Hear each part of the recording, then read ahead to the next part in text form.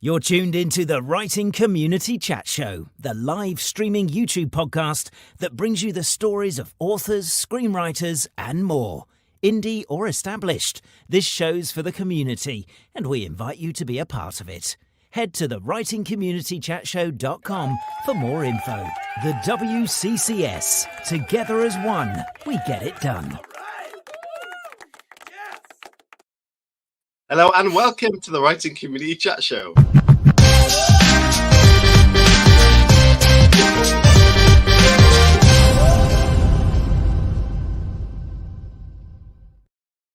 Hello everybody and welcome to this week's Writing Community Chat Show. It's great to be on the show as always. And Chris, you laughed as we started the intro, and I think you laughed at what I was laughing at. Is it the intro with me and you drinking that beer? Yeah, because we both look completely different to that point. I mean, the lack of hair doesn't help my cause. But yeah, that video is quite surprising. You've got now have no hair and not a big beard, and we both lost a little bit of weight, so it looks completely different. And we're gonna have to do that again. But yeah, it's great to be back on the show. And as always, I say that it means it signifies that the end of the week is here. And the end of the week it's not a bad thing. The end of the week is here, but what that means is the weekend is here. And that means we can relax, we can get into our weekend habits, whether that's writing, seeing friends and family, going for those walks to reignite your creative passions, whatever that might be. So the weekend is here, and yeah, looking forward to it. And there's our writing group that you set up, Chris. There's a couple of great stories being added into that as well. Really enjoyed reading those yesterday. And I haven't had much time to write. I've been so busy. We're working on things behind the scenes, something me and Chris are working on. Plus, Harrogate is right around the corner, 5-6 weeks maybe. So we're having communications with people from Pan Macmillan who we're working alongside for that festival. So yeah, lots of things happening. Very exciting, very busy, but all good stuff. Chris, how are you doing this week? Yeah, not bad. Obviously, I've had the hair issue to contend with. So that's been fun at work. So the story behind it is my little boy had his hair cut. He wasn't a fan because he had a level 3 because he's got really thick hair. So his mum wanted him to have shorter hair for a little bit so he didn't have to go to the barbers so frequently. So he came back with a level 3, which is much longer than this. And he was crying his eyes out because he said he was bald. So I said, that's not bald. This is bald. Only hair, it will grow back. And yeah, the moment I did it, I felt like a superhero because I thought, show my son, it's just hair. The moment I looked in the mirror afterwards, I was like, oh my God, what would I But it suits you, Chris. It does. And I love how, you took one for the team in that sense. You wanted to show how it's just hair.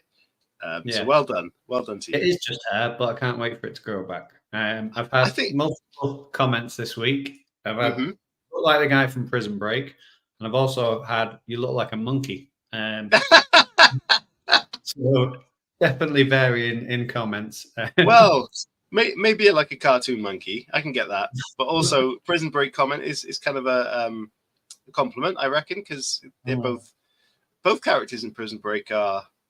Unless the other one's got long hair, the weird one. I suppose it depends on which angle you're looking at, I suppose. But do you know what I have been enjoying actually with the lack of hair? Doing a Voldemort impression.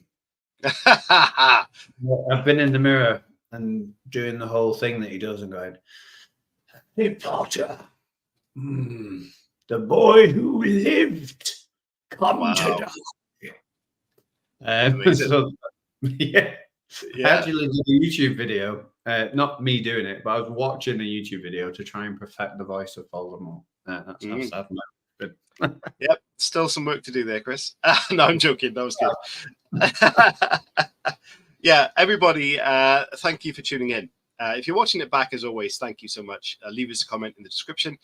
If you're listening back on the podcast, we've had a good spike in listeners lately, so thank you so much for doing that. If you're out on your walk, in your car, whatever you do, just get in touch because we're really intrigued to know how our viewers and listeners engage in our show. And if you're podcasting, There's probably a story as to where you're doing that. So I'd love to know. Get in touch with us. And if you're watching live right now, please be aware there's 3 sections of the show. We'll get a guest on very, very soon. We'll talk about that person's road to writing, their inspirations. We'll get all the news from their latest story, and we'll get your questions at the end of the show as well. You're welcome to send questions in throughout and comments as always. But yeah, please enjoy the show and get engaged with each other on the chat as well, because that's always fun when you get to know people in the conversation in the chat. So get your comments in there, say hello to each other, let us know where you're from. And I put a question in there as well, which is, what would you write in a love letter to a serial killer? Because Love Letters to a Serial Killer is tonight's guest's latest book. Yeah. Chris, any ideas what you'd write to a serial killer in a love letter? Oh, I knew you were going to ask me this question. I'm going to have to think on it, to be honest, but I would probably target a serial killer who had also committed crimes to do with finances and Yeah. where they've hidden all the money. And I promise I'll be waiting for you on the other side. But yeah, I don't know. I'll have to think about it. So you target a wealthy serial killer? Yeah, one who I know has collected a lot of money along the way, and then, you know, befriend them, send them a letter, a couple of letters worth, you know, it's going to satisfy them.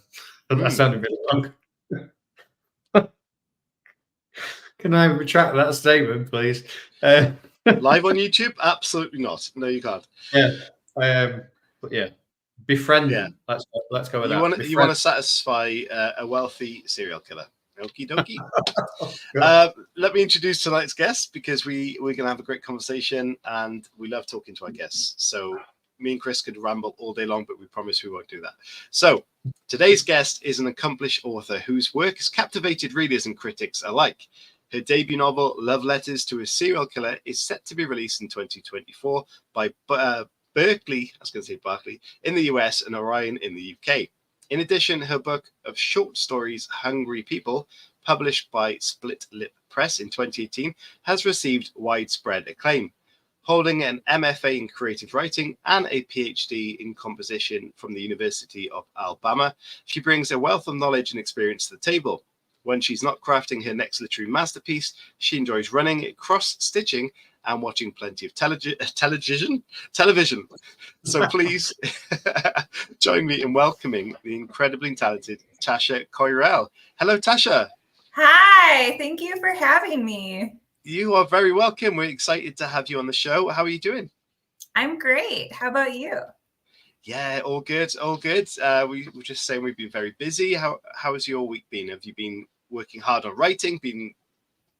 Yeah, my whole life right now is very intense because my US edition of my book comes out in 10 days.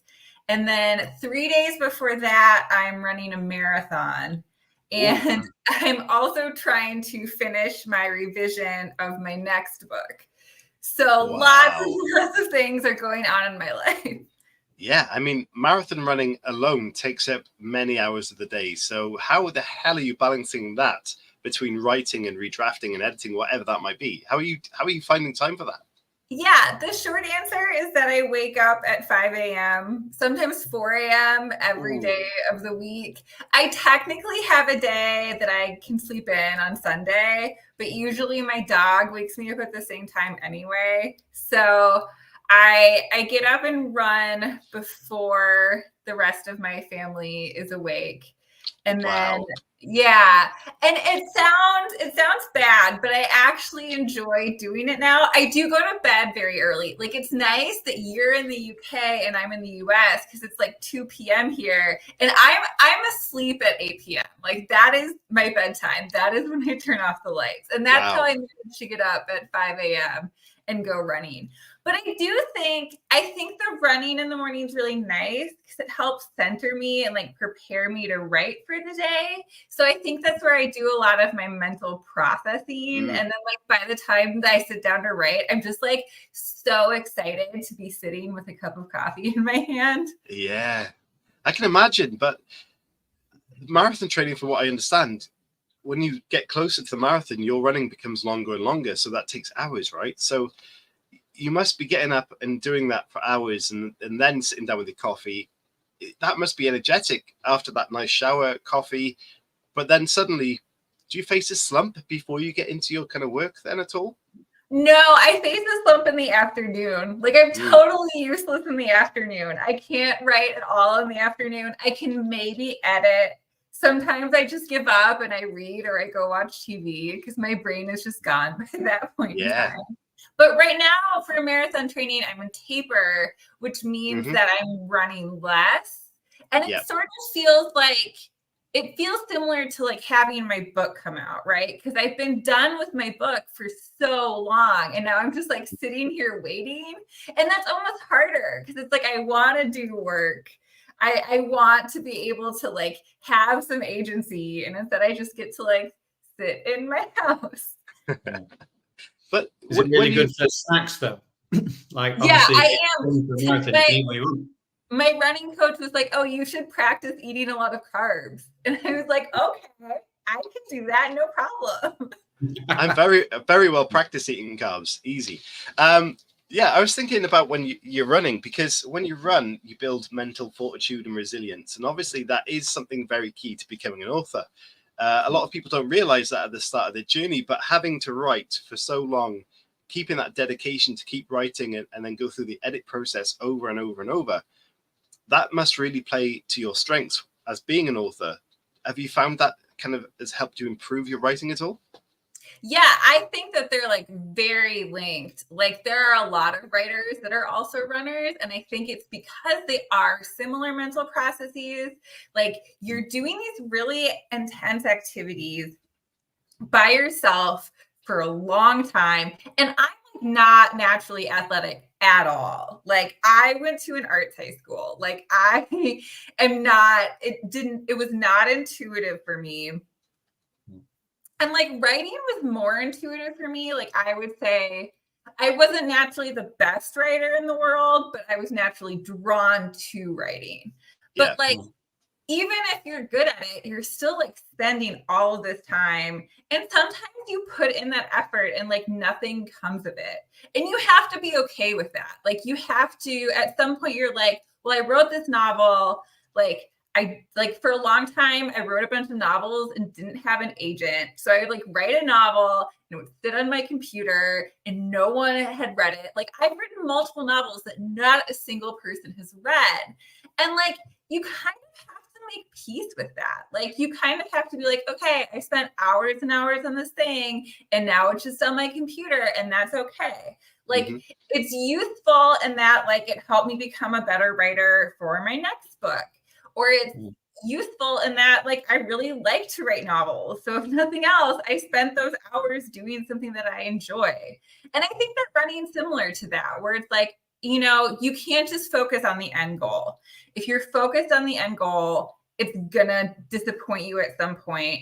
And you don't really have a ton of control over the end goal, but you do have control over the process, and you do have control over your reaction to the process and just like sticking through it even when things get really hard. And that's what I feel like I'm good at. Like I'm really good at sticking with things, even if they're not something that like I'm immediately super good at, or I don't immediately get success. Like I'm good at I just keep going.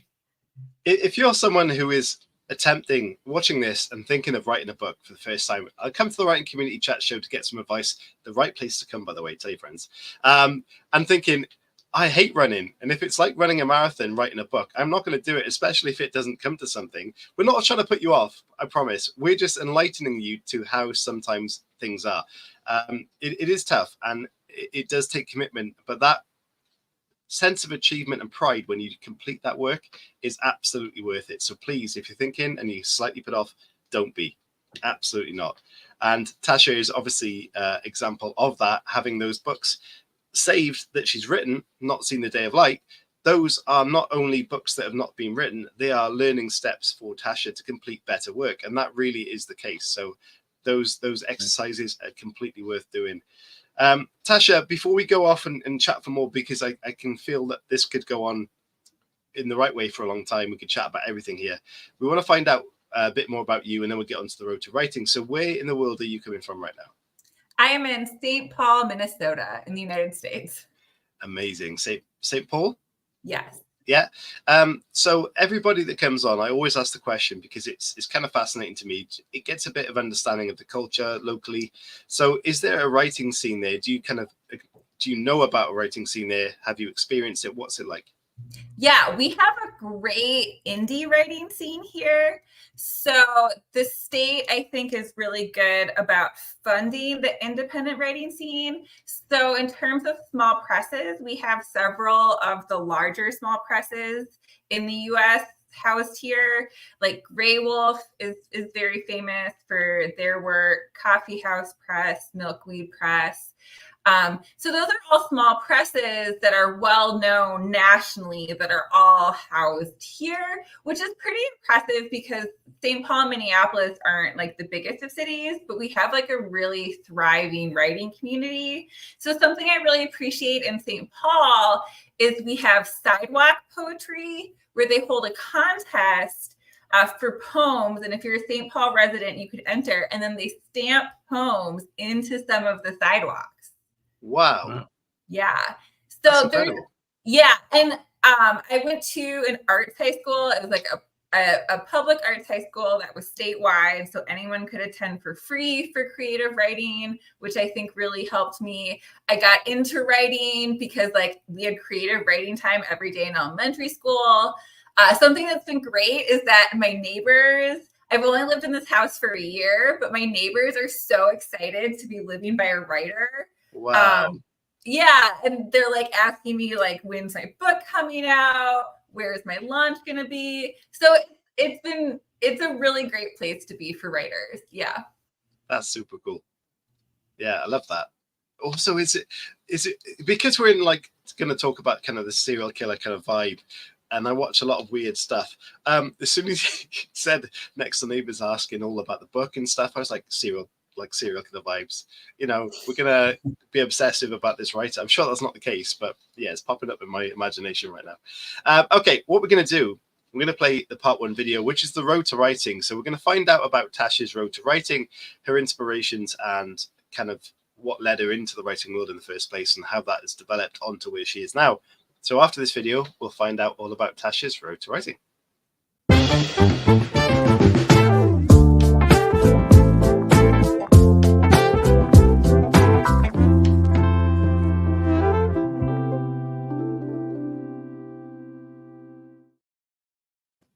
So Tasha, let everybody know, where was the inspiration for you to start writing?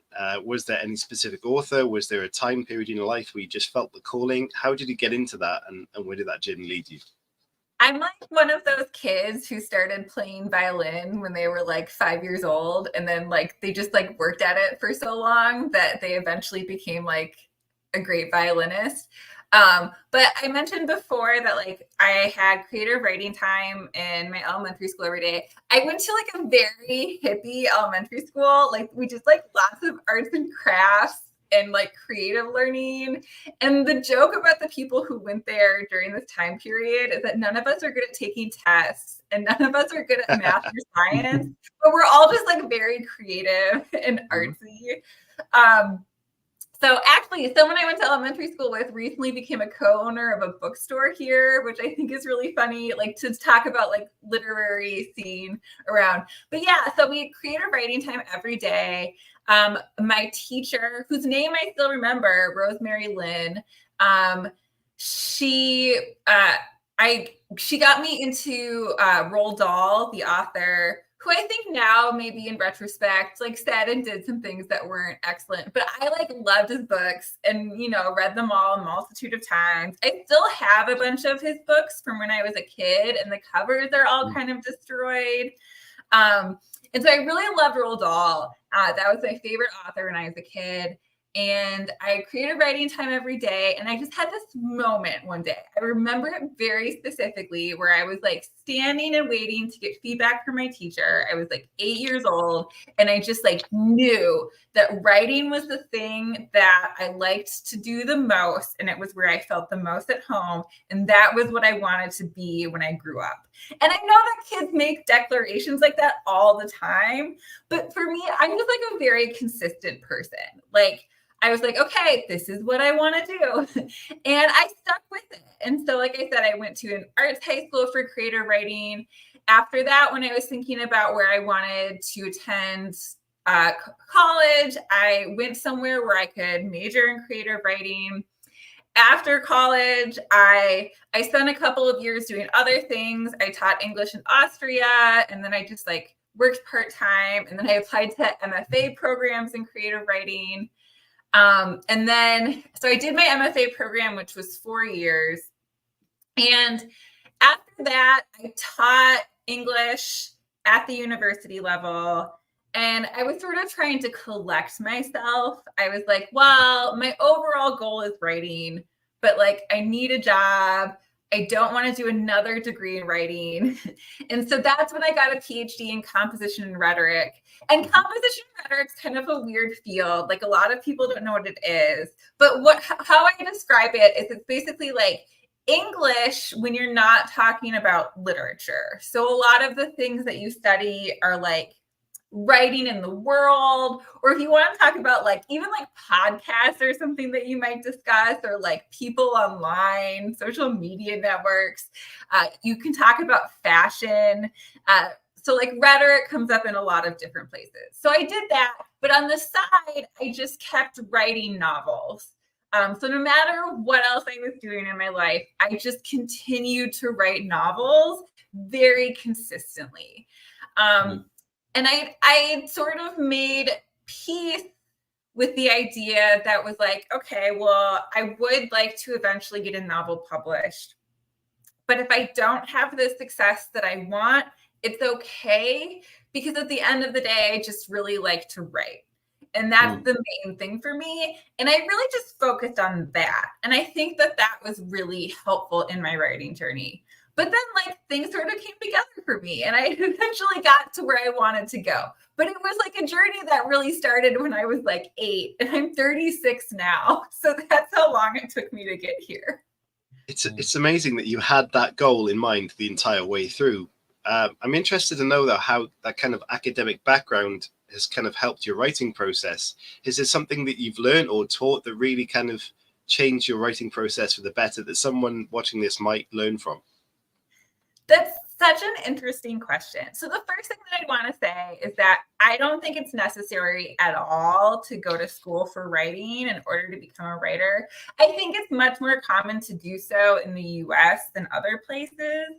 But like, I don't think it's necessary at all. And I don't think that there's a particular thing that any teacher taught me that I could just like say and be like, okay, like this is how you become a writer. What I think is interesting is the genres I wrote in school were very different than the genre I'm writing in now. So when I was in high school, I wrote a lot of memoir about being a teenager and being really depressed. And I'm just so grateful that that's not what I'm writing anymore. And I don't think anyone would want to read it. You know, it was what I needed to write at the time because I was like going through it. And I was like, I just need to write about my feelings. And then when I was in college and applying to grad school, I wrote very literary fiction. And sort of how I made the pivot to thrillers is I realized that I just wanted to read fun things and write fun things. Like literary fiction wasn't really doing it for me. But that's like what the main focus is in like academic programs for writing is literary fiction or is poetry. And if that's what you want to do and that's what you want to write, that's great. And I think it's great to go to school for writing if you want to too. Like the program I went to was fully funded. I got paid like a small amount to be there. I could live off of it kind of. But I'm going to be honest and say that during graduate school, I was very serious about writing. Like I got a lot of work done. But I also like spent a lot of time going to parties and drinking at bars. And like, I never really watched sports until I went to grad school, but the university I went to has like a really good sports program. So I got really into that. And so, you know, mostly I had a lot of fun. I would say the biggest takeaway I had from being in school is I had multiple teachers say, You don't have to write. And that I think was a very important piece of advice, because it's like, no one's forcing you to write, right? Like, there's going to be no external force that can make you write if that's not what you want to do. Like, if I want to be a writer, if I want to write, it has to be like an internal motivation thing. Yeah. And I really taught myself how to do that. Like, I took a novel workshop class, and I had this realization partway through the semester that my teacher was never going to be like, okay, here you go write your novel. Like, she just kept giving us exercises. And I was like, oh my gosh, I have to go write my novel. And, I was one of the few people in the class that actually finished a draft of my novel. And I think that's because something just clicked in my brain where I was like, okay, got to go write. Let's go do this. I know that question was mostly based around the kind of the academic era, and you talked about how you went to bars, you had these parties, and that just goes to show that just having that creative experience through education is valuable, but also that life experience is just as valuable, because when you're writing about a bar scene, you have that personal experience to put in the atmosphere, the conversations, and all that stuff as well. So like you said, you don't have to be educated to be able to write, but also you need that life experience to blend in with that education as well, or have none or either or both. But yeah, they all help. So yeah, I think that's amazing that you've really got that desire. And we've got a comment just come in from Elizabeth, who says, Tasha is absolutely the most fun writer I have read. No one makes me laugh straight from the page like her. So where do you think that comes from? Is that coming from a sense of life experience, or is that from academic kind of learning, or do you just feel like that's your writing style? I think that's my writing style. And I think that's one of the most important things you can do as a writer, is just like figure out what your voice is rather than trying to just imitate people. Like, absolutely, I love funny writers. Like I mentioned earlier, like when I was a kid, my favorite writer was Roald Dahl, and he's just making jokes all the time. But I think that that's kind of who I am as a person, is that like I make a lot of jokes. I like literature that makes jokes. I have a really hard time watching television shows that don't at least have some comedic aspect to it. So like, even if it's about something really serious, or even if it's like a thriller, like I think of like Killing Eve. Like Killing Eve is great, right? Because she's like a serial killer, but also she makes lots of jokes. And I think that just makes it better. There was a moment when I was in college. So I studied abroad in Florence. And that was a really messy time in my life, where I was like with a boyfriend, and I broke up with him while I was there. And so I, was not maybe at the top of my game. But I remember a teacher wrote on one of my tests that I had done really well on the test. And she was like, oh, you don't need to make jokes all the time. Like you can be a smart person. Like you don't have to be funny to make people like you. And I was really taken aback by the comment. First of all, because like it had never occurred to me that people would think I was less smart because I was making jokes, which I think does happen. Like, I think people somehow think that funny things don't have the same intellectual value, which I don't think is true at all. But I was like, oh no, like this is just who I am. Like I can be a smart person and also want to make jokes. Like that's what I want to see in the things that I consume. So that's what I try to do in the writing I do myself. Tasha, I'm really intrigued because obviously you're very ambitious, and like you said, you've written an awful lot of novels that haven't seen the light of day, and that people haven't witnessed. So I'm curious to know about the process there, because I'm guessing, I could be wrong, that every novel you finished, you pushed to try and get it out there. How did that process work, and how did you find yourself writing thrillers and love letters to a serial killer? How did that idea come about?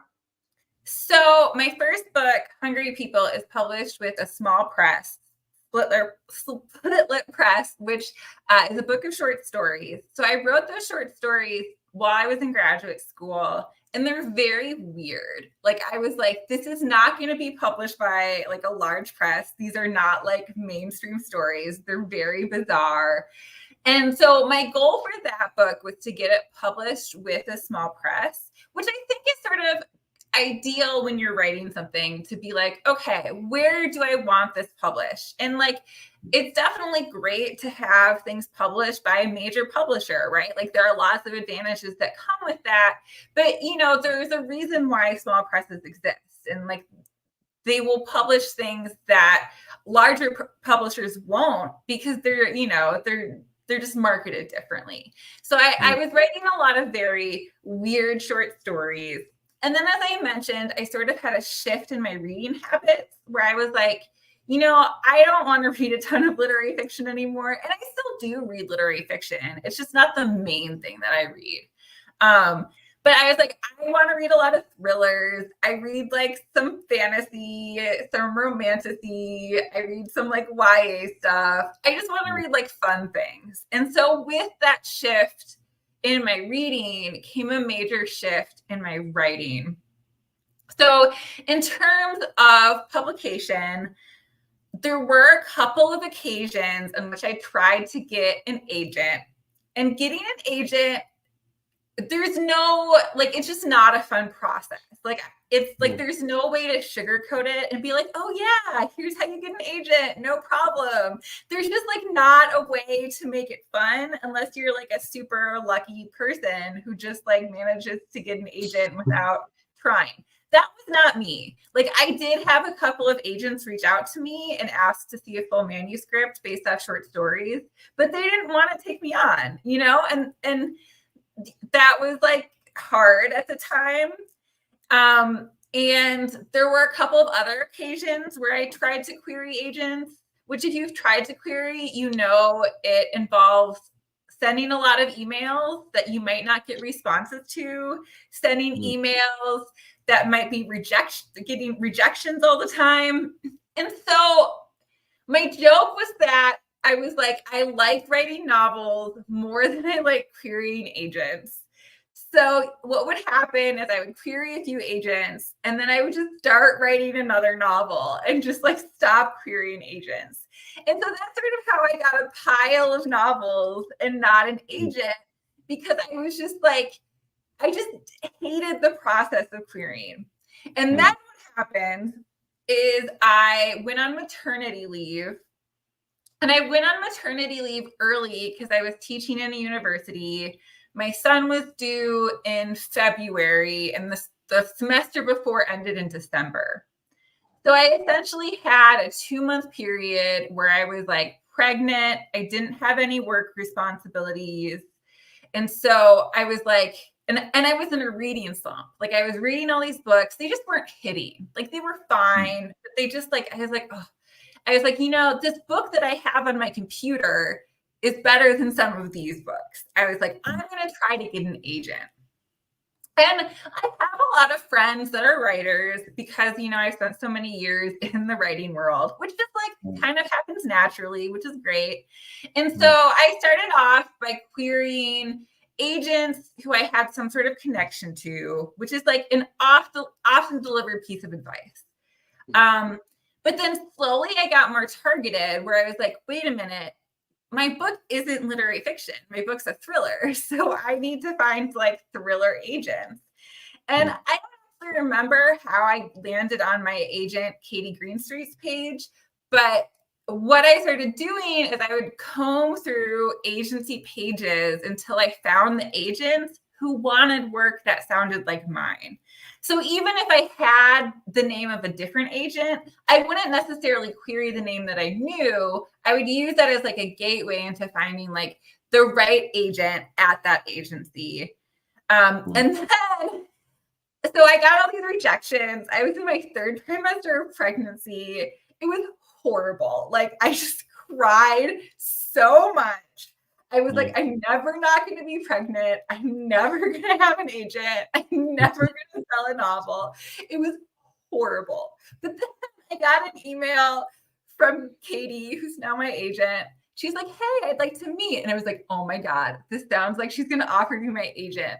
And so we set up a day to meet on February 23rd. I went to the hospital and ended up being induced a few weeks early on February 21st. And my son was born on February 22nd. So I had to email Katie and be like, hey, can we postpone our meeting because I'm actually pregnant and I'm in the hospital. They're inducing me right now. Wow. Yeah. And she was very nice about it. I was like, yeah, of course. And so 3 weeks later, I had a meeting with her and she became my agent. So it took me a long time. There were a lot of tears, but I got there. Nice. That's amazing. Yeah.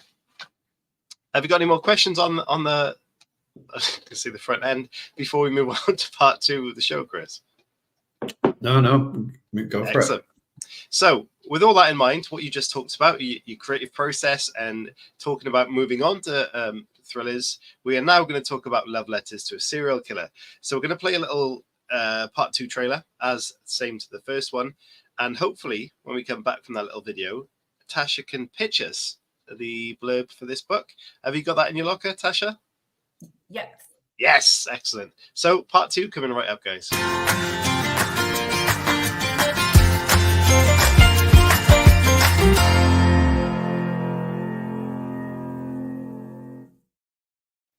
So Tasha, let everybody know what Love Letters to a Serial Killer is all about, please.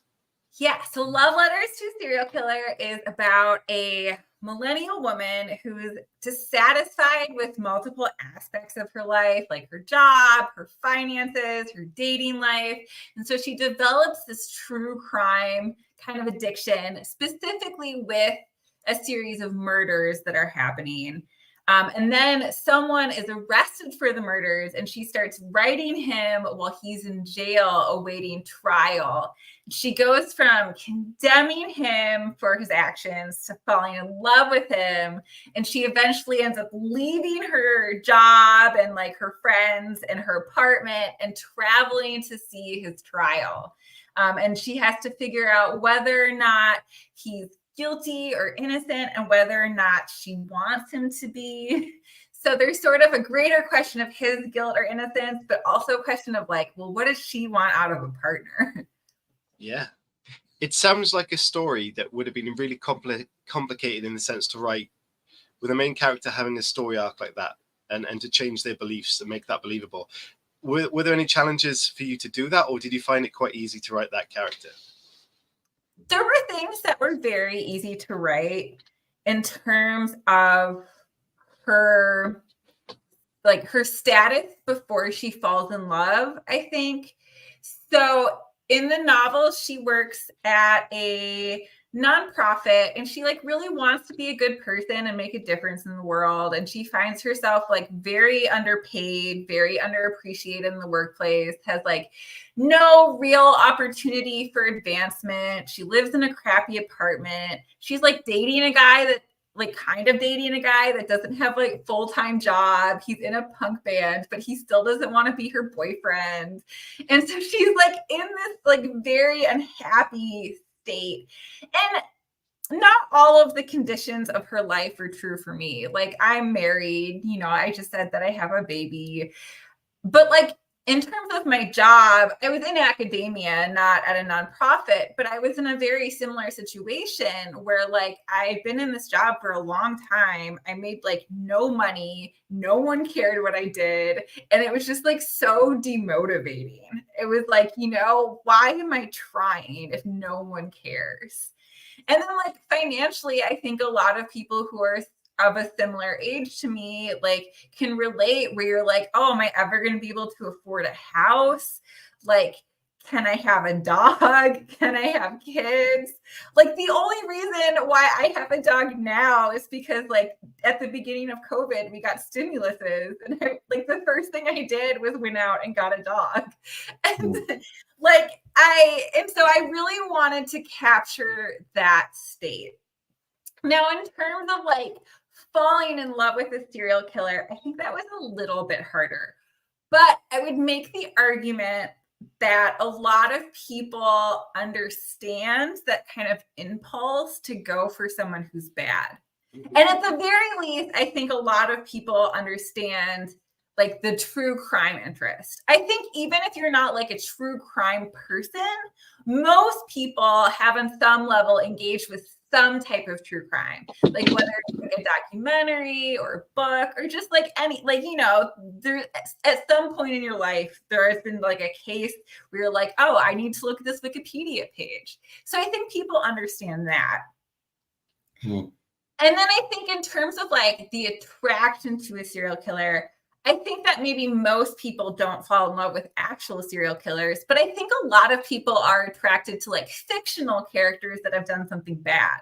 Like romantasy is very in right now. I'm a romantasy reader. I'm totally not judging. But like in romantasy books, you always have this like, I saw the term shadow daddy once that I'm obsessed with. You have like a shadow daddy who does like all of these bad things and is very mysterious, but you know he's gonna be the love interest. And it's like fine that he's like killed all these people and is like a bad guy because it's like a fantasy novel, but people get it.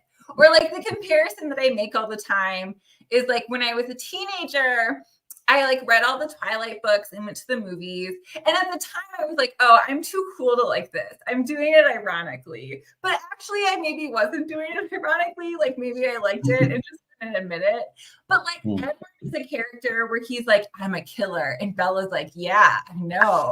Will you make me a killer too? And that's like the whole plot of the series is she wants to be turned into a killer. So I think that like there's this greater impulse within society where people are attracted to like oftentimes men who have done very bad things. And I think with serial killers, it's so funny. I was on another podcast the other day and they were like, oh yeah, were you inspired by Richard Ramirez who had like multiple wives in prison? And I was like, no, I didn't even know that. I was inspired by different serial killers who had people that they fell in love with in prison. So like it's very common for like actual serial killers to have romantic partners while they're in prison. Yeah. And you can actually get married in prison as well, which is, I think, kind of crazy. Yeah, and right now you have like Gypsy Rose Blanchard in the news who killed someone, and it was like a different situation because her mom was abusing her, but she got married in prison and now she's divorced and is with her ex-boyfriend that I think she was also with while she was in prison. So like it's not, people try to make it sound like it's this wild situation, and it kind of is, but it's very real. Like that definitely happens in real life. Yeah. So what is some of the praise that you've had for love letters to a serial killer? Because I read one piece of information. That's a weird thing to say. Some information that was on the website, the Amazon page of your book. And if I can find it, it said it was a 5-star review. And literally the only thing it said was completely original.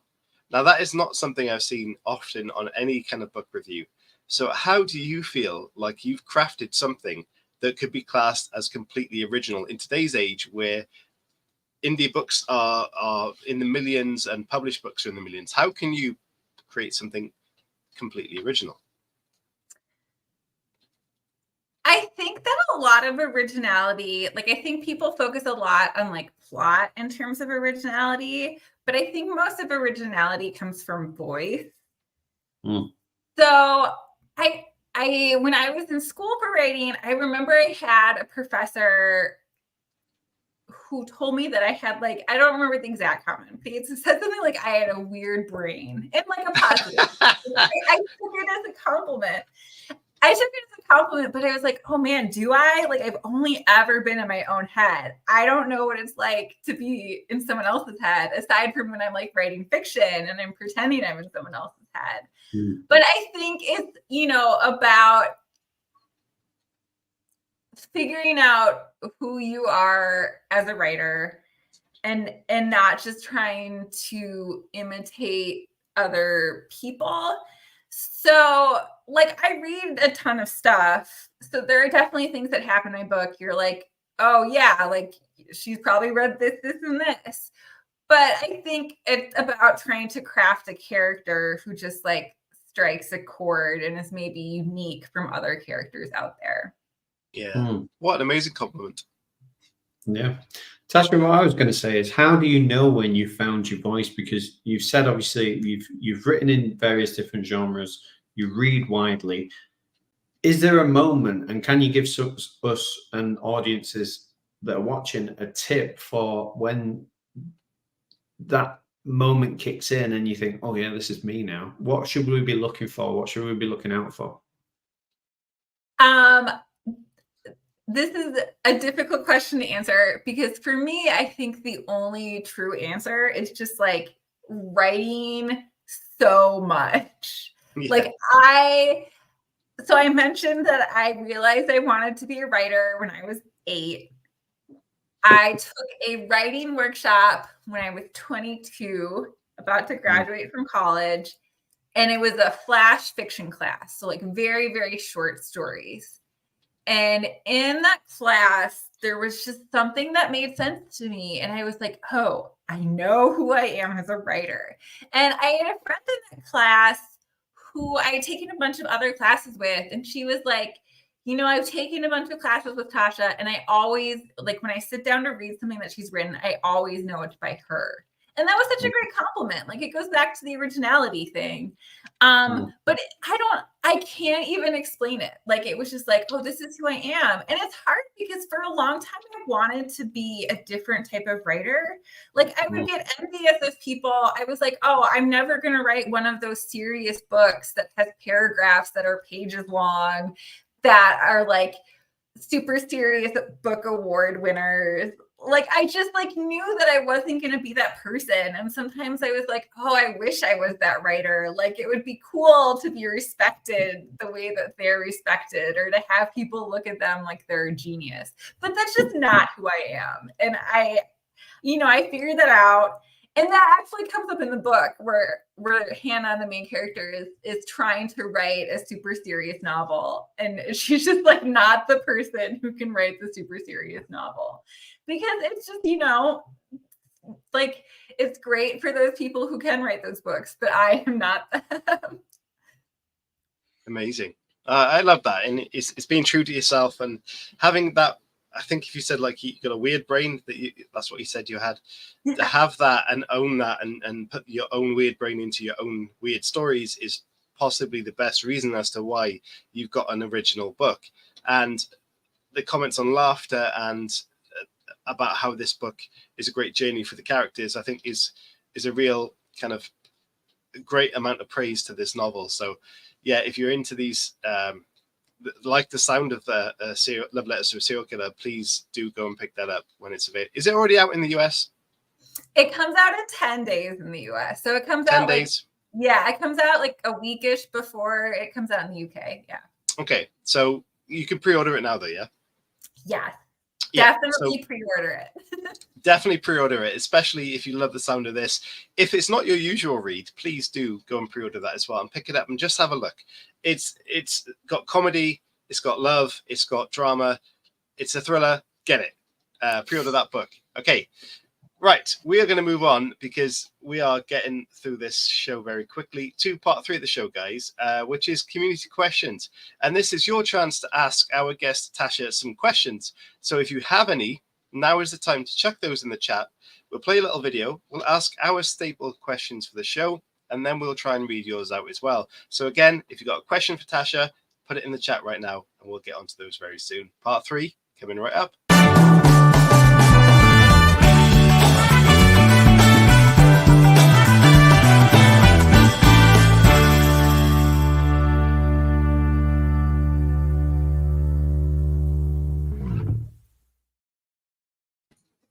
Take us away, Chris. Yeah, so one of the first staple questions that we have is, if you could take any character from fiction and make that character your own, which character would you choose and what would you do with them? I have such a funny answer to this question. So I was thinking about this question, and I was like, when I was a kid, my favorite movie was the movie Labyrinth with David Bowie, and like, and I was like, I'm just obsessed with David Bowie as the Goblin King. And I was like, I want that character in something else. Yes to that film. What a Nice. classic that is. Yeah, that's a great answer. Goblin King Bo. We've never had that answer We've either. never had that, and it's a brilliant film. Excellent. So, if you could take the ending of anything, and this could be a book, a film, or a TV show, and I know you mentioned you like watching telly, and change the ending to anything, what ending would you change, and how would you do it? Yeah, so my very first thought to this question was the television show Gilmore Girls, which I've watched like 7 times. And they like added another kind of season a few years ago that everyone hated. And it was just like such a letdown when you've seen something so many times. So I have to go with Gilmore Girls. Brilliant. I'm going to ask a question that we've not asked before because I keep doing this recently. But if you would take a thriller, whether it be anything in fiction, whether TV, film, books, and turn it into a comedy, what would you pick and how would you change it? Oh, that's a good question. I'm trying to think. It's so funny because I feel like they've done this. Like there was the thriller The Woman in the Window, and then they made that TV show on Netflix that was like a comedy version of The Woman in the Window. That's really interesting. It's a tough one. Yeah. Oh, sorry. You can skip. You can skip if you like. Yeah. There's plenty of other questions. Yeah, I'm going to skip. I'm going to think about that for a long time, though, because that was a really good question. Yeah, Chris, you need to add that to the email because that's going to take some thought processes there. Yeah. Okay, we have got a couple more, but we'll ask them in a bit, Chris, because we've got some good questions in, so we'll ask them. Anya, thank you so much for your question. Is Dexter sexy, yes or no? So Dexter is a character I think a lot about when I think about Love Letters to a Serial Killer, because I think he is sexy, and I think you're supposed to think he's sexy, and he's a serial killer. So I'm going to go with yes. Cool. Chris? Do I think Dexter's sexy? Yeah. I mean, I love Dexter. I think he's brilliant. I've still not seen it. Yeah, they're great books, and it's a great show as well. So get on that. So Anya, around the board, apparently Dexter is sexy. So thank you. Halo, thank you. Do you use any techniques or methods from writing lit fic when writing thrillers? Ooh. Yeah, I think you can take a lot of things from literary fiction and stick them into thrillers. Like the thriller audience isn't dumb. They just like want something different, I think, plot-wise. But I think if you take like on the sentence level, thinking about like the moves you really like in literary fiction and then transposing those moves onto a thriller sort of plot, I think that's what makes a really effective book, right? When you have like good writing, but you also have that plot that's really fun and grips you. Yeah, nice. Good answer. Thank you for that question. Linda, thank you. If you could have a serial killer narrate your book, who would you pick? And that's a great question. That's a good question. I don't know what any serial killers sound like. So I think it's difficult to answer. I imagine that like Charles Manson has recording experience. Yeah. So maybe him. What about if you could have anyone, not specifically a serial killer, but any voice in the world, who would you have?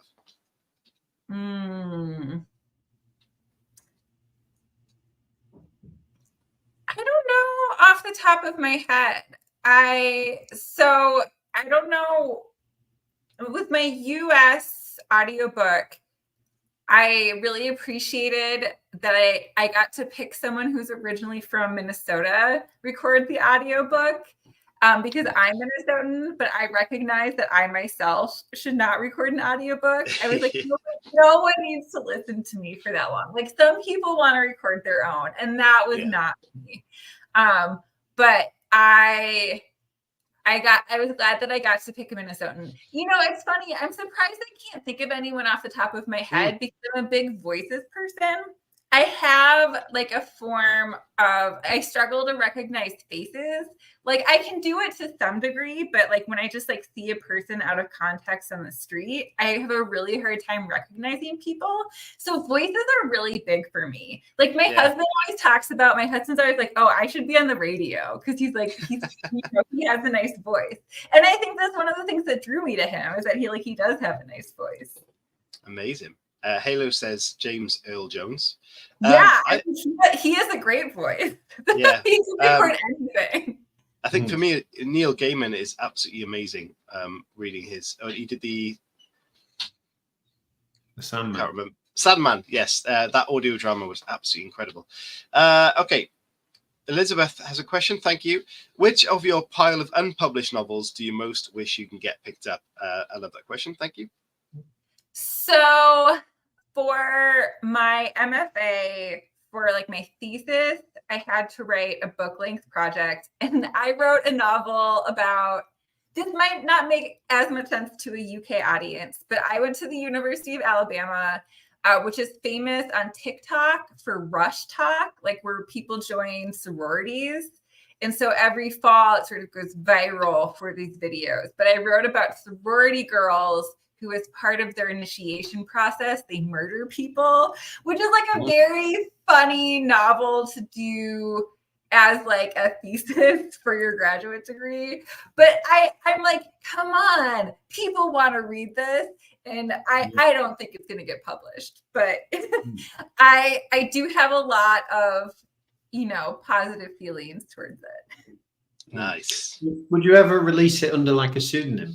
And just, because you want people to read it, it's already done. You're not bothered about making any money on it. Just release it out into the world under a pseudonym, give it for free so people could spread it quite quickly. And then, it's done there and people are reading it. I don't think so. I don't know if that's what I want to do. Chris. Yep. Yeah. No. All right. We'll have one more from the audience then, Chris. You can finish up with our morbid questions. You love them. So Brian, thank you. How has your love of reality television influenced your writing? So full disclosure, Brian's my husband. I think he's Brian from the basement. Go on, husband. You should have recorded a voice note. Can you do the impression of his sexy voice? I can't. We have very different voices. It's so funny. So we have a 2-year-old and he loves to sing, but when either of us try to sing, he goes, no. Yeah, I get that reaction as well. But in terms of the question, I think reality television is great because it just shows all of these like relationships between people that are kind of realistic, but are also absurd. So like my next book, one of the first things that happens is a woman finds out that she's being cheated on by her fiance with her best friend, which is like a very common plot on like reality television. And so like that's where I like draw those ideas from. Amazing. Brian said hello. Yes, hello. I'm in the basement. And Halo said hello, basement Brian. Why is Brian in the basement? Is that where the screaming was going to come from? We have a finished basement, so that's where his office is. Like it's nice down there. It's fully furnished, well decorated. I wish I had a basement like that. That sounds lovely. Nice place to escape to and do your own stuff. Okay, Chris, finish yourself. So one of the morbid questions that we have, because we have had a few in the past, is you're on your deathbed, you're looking back at your writing career. What would you be happy with? What is success to you? I have totally achieved. Sorry, I've got to interrupt there. Brian says in the chat, don't believe her, please help. So someone, can you ask your next door neighbors who love writing to go and help Brian in the basement? Yeah, so I actually have a nice answer to this question, which is that like I have achieved my wildest dreams. Like if you had asked me when I was a kid, when I was 8, like what would your goals be? I've achieved all those goals, which is amazing. Like I just really wanted to be able to write books. I really wanted to have a novel published. I have some like minor maybe like publicity goals that I'm like, oh, this thing would be nice. And some of those things have even happened. Like I want my local newspaper to do a review of my book, which like they probably are, like they're supposed to be, but like you can't ever rely on one of those things. But it's just like stuff like that. But I basically achieved everything that I ever wanted, which is like unbelievable. Like, you have these goals and you're like, what will I feel like if this happens? Like, I'm going to be happy all the time. And I am almost happy all the time. Like, I am not a person who's been incredibly happy all the time for like a lot of parts of my life. But now I'm very happy. Like, I've achieved all these things. I have like the exact life that I wanted to have. And it's great. It's an amazing answer. Yeah, it is. And I just want to push you a tiny little bit more on that, because you do seem like a very happy person, one of the happiest people that we've had on the show. And I was going to ask, if you had to give somebody one tip for happiness on how to achieve it, what would your tip be? My tip would be to prioritize the things that are important to you, because that's really how I got novel writing done when I was doing like my PhD and teaching at the same time. Was I would write first. Like, I'm going to do the other things. I'm going to get my work done. I'm going to do the stuff that I have to do because I have to do it. And at the end of the day, that stuff, like, it matters, but like, if you do kind of a crappy job on some other things some of the time, but you're getting your writing done, that's what's going to get you the things that you want. And that's what's going to make you feel good. And so I really prioritized using like the good parts of the day to work on writing, and it paid off for me. Amazing. I love that. Excellent. Chris, have you got any more? No, why can't I speak? I'm aware of the time. I'm worried for Brian. Yeah, we're worried for Brian. We started putting hashtag Save Brian in the chat, so please trend that on Twitter. Sorry, thanks. Tasha, we did ask if you could read us out with a snippet of your latest book, Love Letters to a Serial Killer. Is that something you could do for us? Oh, yeah. Hold on. Just a second. Yes, this is a new feature that Chris invented last week. You've probably done the most annoying thing for somebody named Brian and put Save Brain. Save Brain. I'm multitasking. Sorry. Save Brian. Please change it to Brian, not Brain. Okay. It's Rain. How long of a snippet should I read? What were you thinking, Chris? Well, read as much as you feel comfortable. What we did last time we were on the show, this has been like a new season thing. Basically, when the author was finished and sort of comfortable with the amount that they read, they just waved and then we left. And so before you read, if you could just tell everyone like where we can find you on the socials, where we can buy your book from, things like that. And then when you finish reading, do a little wave. We'll wave as well, and then we'll go. Okay, great. So you can find me on Twitter. It's at Tasha with 7 A's. I made my Twitter like 12 years ago, 13 years ago. I don't even remember. At Tasha with 7 A's at the end. My full name is Tasha Coryell. You can also search that. I'm very active on Twitter. I'm sad that the platform's dying. I'm also on Instagram at Tasha Coryell. If you want, you can follow my dog too. She's Summer the Greyhound.